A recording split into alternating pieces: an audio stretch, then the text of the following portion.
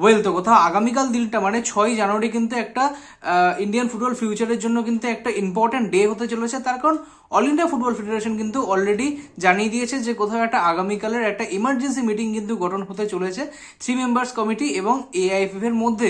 কোথাও সেই মিটিং এর কিন্তু মোটো এটাই থাকবে যে কোথাও আইএসএল এবং আই লিগ নিয়ে যে জল্পনা কল্পনা চলছে সেটা নিয়ে অলরেডি কিন্তু আমরা এটাও শুনতে পাচ্ছি বা এখনো পর্যন্ত কনফার্ম হয়নি, আগামীকালের ডেটেই কিন্তু আমরা জানতে চলেছি যে এই সিজনে 2025-26 সিজনের ইন্ডিয়ান সুপার লিগ কবে থেকে স্টার্ট হচ্ছে সেই সম্ভাব্য তারিখটাও কিন্তু আগামীকাল জানা যেতে পারে। তো দেখা যাক কি হয় এই মিটিং থেকে, কি মিটিং থেকে বেরিয়ে আসবে সেটা তো অবশ্যই সেটা নিয়ে কথা বলবো। তার পাশাপাশি যে সেকেন্ড আপডেটটা রয়েছে সেটা কিন্তু মোস্ট শকিং আপডেট, মানে এটা কিন্তু আমরা এখনো পর্যন্ত কিন্তু কল্পনা করতে পারিনি যে কোথাও এই দুজন প্লেয়ার কিন্তু ক্লাব ছেড়ে বেরিয়ে যেতে পারে। কি বৃত্তান্ত সবটা নিয়ে কথা বলবো। তো চলো ভিডিওটা শুরু করি। ভিডিওটা শুরু করার আগে তোমাদের একটা কথাই বলবো, আমি কিন্তু ইন্ডিয়ান ফুটবলের এরকম বিভিন্ন রকম updates, player review, team review, stats review, এরকম বিভিন্ন রকম রিভিউ নিয়ে কিন্তু একটা ট্যাকটিক্যাল ডিসকাশন ওয়ালা ভিডিও বানাই। তোমরা যদি এরকম টাইপের কন্টেন্ট পছন্দ করে থাকো তাহলে কিন্তু চ্যানেলটাকে সাবস্ক্রাইব করে দিও।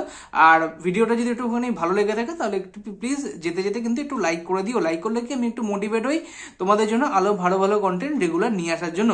তো চলো শুরু করি। প্রথম যে বিষয়টা আমি বলবো সেটা হচ্ছে অল ইন্ডিয়া ফুটবল ফেডারেশন আজকে কিন্তু জানিয়ে দিয়েছে যে আগামীকাল কিন্তু একটা ইম্পর্টেন্ট ডে হতে চলেছে ইন্ডিয়ান ফুটবলের ফিউচারের জন্য।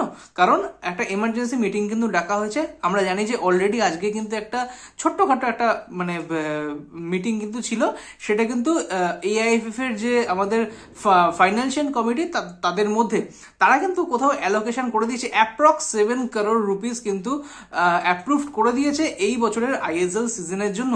যে কোথাও একটা মানিটারি ইস্যু যে একটা ছিল অল ইন্ডিয়া ফুটবল ফেডারেশনের তরফ থেকে, সেই মানিটারি ইস্যুটা কিন্তু আপাতত এই মুহূর্তে একটু সলভ দেখা যাচ্ছে। এই সিজনের জন্য পার্টিকুলার 7 কোটি টাকা কিন্তু অ্যাপ্রুভ অলরেডি করে দিয়েছে এই ফাইন্যান্সিয়াল কমিটি। তো কোথাও এইটা এবার দেখার বিষয় যে কোথাও ক্লাবসদের কাছে যে আর্জি করেছিল অল ইন্ডিয়া ফুটবল ফেডারেশন যে কোথাও 1 কোটি টাকা কিন্তু এই বছরের ফ্র্যাঞ্চাইজি ফি, মানে যেটা আগে ফ্র্যাঞ্চাইজি ফি দিতে হতো সেরকম পার্টিসিপেশন ফি কিন্তু 1 কোটি টাকা কিন্তু দিতে হবে প্রত্যেকটা ক্লাবসকে। সেটা কিন্তু অলরেডি ভাগ করে দিয়েছিল যে 40% কিন্তু পে করতে হবে অ্যাডভান্স ইন 12 জানুয়ারি, মানে 12ই জানুয়ারির মধ্যে কিন্তু 40% টাকা, মানে কোথাও 40 লক্ষ টাকা কিন্তু পে করতে হবে অল ইন্ডিয়া ফুটবল ফেডারেশনকে। আর বাকি যে টাকাটা মানে ধরুন 60 লক্ষ টাকা, সেই টাকাটা কিন্তু পে করতে হবে উইদিন জুন মাস। মানে ক্লাবসগুলোর কাছে কিন্তু একটা লং টার্ম, মানে একটা 6 মাসের কিন্তু সময় তাদের কাছে রইলো যে 6 মাসের মধ্যে তোমাকে পুরো 1 কোটি টাকাটা আমাকে মিটিয়ে দিতে হবে।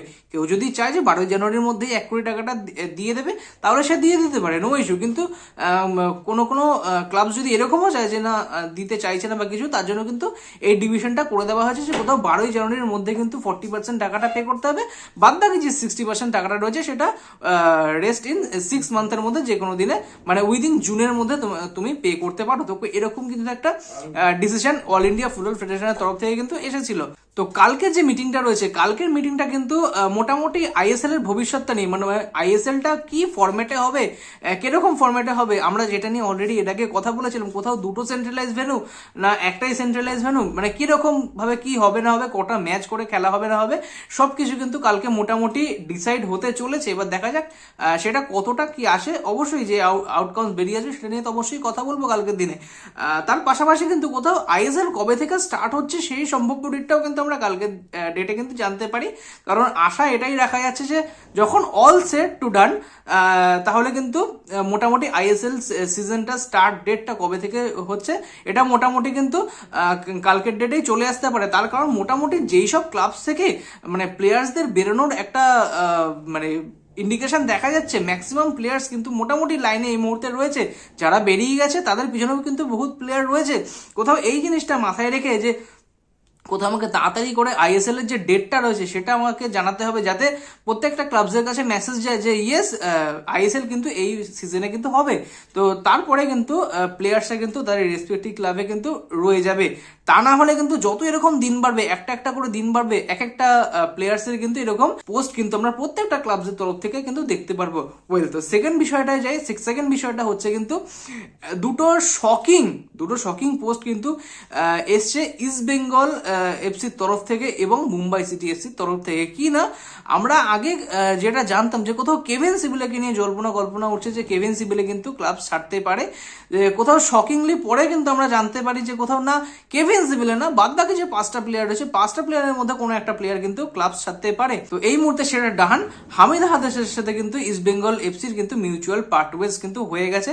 এটা কিন্তু অফিসিয়ালি আজকে ইস্ট বেঙ্গল কিন্তু পোস্ট করে জানিয়ে দিয়েছে। কোথাও এটাতে একটা শকিং মুভি ছিল, কারণ আমরা যতদূর জানতাম যে কেভিন সিবিলে বেরোবে, কেভিন সিবিলে জল্পনাটা যখন মিটে গেল তখন আমরা কোথাও এরকমও রিউমার উঠছিল যে কোথাও মাঝমাঠ থেকে কিন্তু প্লেয়ার ছাড়তে পারে, কিন্তু না, এখানে হামিদ হাদাদ কিন্তু ক্লাব ছেড়ে বেরিয়ে গেছে। এরপরে যে পোস্ট আসে সেটা কিন্তু যেই প্লেয়ারটা 11 বছর ধরে ইন্ডিয়ান ফুটবল সিস্টেমকে মোটামুটি মাতিয়ে রেখেছিল সেই প্লেয়ার নান আদার দেন টিরি, যে কিন্তু মোটামুটি এই যে একটা প্লেয়ার প্রোটেস্ট চলছিল এতগুলো মাস ধরে, সেই প্রোটেস্টের কিন্তু অন্যতম মূল মাথা বিদেশি প্লেয়ারদের মধ্যে এই টিরি, সেই টিরি কিন্তু মোটামুটি আজকে কিন্তু ফাইনালাইজ করে নিয়েছে তার ডেস্টিনেশন ইন্দোনেশিয়ান সুপার লিগে, কিন্তু তার মুভ কিন্তু আজকে কমপ্লিটেড।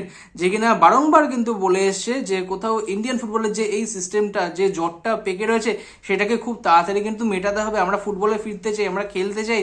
কোথাও আরজি কিন্তু মোটামুটি জানিয়ে এসেছিল এই ইম্পর্টেন্ট প্লেয়ার 11 বছর ধরে ইন্ডিয়ান ফুটবলকে সার্ভিস দিয়ে যাওয়া, কোথাও ইন্ডিয়ান ফুটবলের লেজেন্ড তকমা পেয়ে যাওয়া এই টিরি, যে কিনা শুরু করেছিল তার যাত্রা অ্যাথলেটিকো ডি কলকাতার হয়ে, তারপরে কিন্তু জামশেদপুর এফসি, তারপরে কিন্তু মোহনবাগানে কিন্তু খেলেছে, মোহনবাগানের হয়ে ট্রফি উইন করেছে এই টিরি, তারপরে কিন্তু মোটামুটি মুম্বাই সিটি এফসিতে কিন্তু তার ডেস্টিনেশন কিন্তু আপাতত শেষ। এই 11 বছরের একটা লং জার্নিতে কিন্তু টিরি কিন্তু মোটামুটি ইন্ডিয়ান ফুটবলের লেজেন্ডের তকমা কিন্তু অলরেডি পেয়ে গেছে। তার কারণ আমাদের খুব এরকম কমই নাম মনে পড়বে, হয়তো নাম মনে পড়বে না যে কোথাও 11 বছর ধরে ইন্ডিয়ান ফুটবল বা আইএসএল এ কিন্তু এরকম কন্টিনিউ সার্ভিস দিয়ে গেছে। লাস্ট ছিল আই থিঙ্ক এডুবেডিয়া, যে কিনা একটা লং টার্মে কিন্তু সার্ভিস দিয়ে গেছিল এফসি গোয়ার হয়ে। তো কোথাও এরকম প্লেয়ার কিন্তু অ্যাকচুয়ালি পাওয়া যায় না, আমরা কিন্তু এরকম একটা প্লেয়ার হারালাম যে কোথাও 11 বছর ধরে একটা সার্ভিস দিয়ে যাওয়া একটা টিমকে, বিদেশি প্লেয়ারদের মধ্যে কিন্তু একটা টিমকে সেই 11 বছর ধরে সার্ভিস দিয়ে যাওয়া প্লেয়ারটাকে কিন্তু আমরা হারালাম।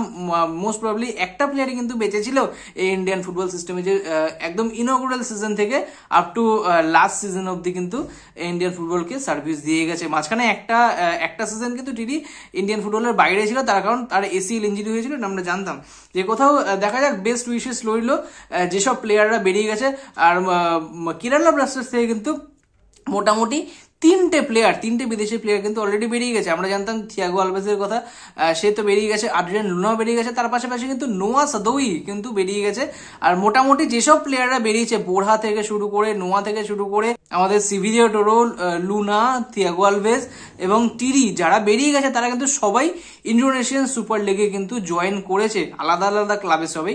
এবার এইটা দেখার বিষয় যে কোথাও এই সিজনের জটটা কেটে গেলে নেক্সট সিজন থেকে এই প্লেয়াররা কি আবার ইন্ডিয়াতে ব্যাক করে, সেটা হচ্ছে দেখার বিষয়। কারণ খুব কিন্তু দূরে যায়নি, ইন্দোনেশিয়া কিন্তু ইন্ডিয়া থেকে খুব একটা দূরে না, সব সাউথ ইস্ট এশিয়ান কান্ট্রিতে কিন্তু এই প্লেয়াররা জয়েন করেছে। এবার দেখা যাক কি হয় না হয়।